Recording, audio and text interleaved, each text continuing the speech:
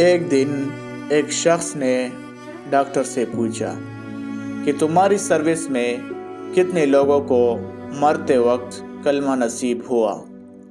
تو ڈاکٹر نے جواب دیا کہ میری ساری سروس میں صرف 3 یا 4% لوگوں کو مرتے وقت کلمہ نصیب ہوا، جبکہ ہم ان کو بار بار کلمے کی تلقین کرتے رہے، کسی کی زبان پہ گانے اور کسی کے زبان پہ گالیاں اور کسی کے زبان پہ پیسے اور کچھ لوگوں کی زبان پہ اولاد کا ذکر تھا۔ ہم دنیا میں جس چیز کی طرف زیادہ توجہ دیتے ہیں مرتے وقت وہی ہمارے سامنے اور ہمارے منہ میں ہوتی ہے۔ آئی کوشش کرے اللہ کے ذکر کی، کلمے کی، تاکہ ہمیں بھی کلمے والی موت نصیب ہو۔ آمین۔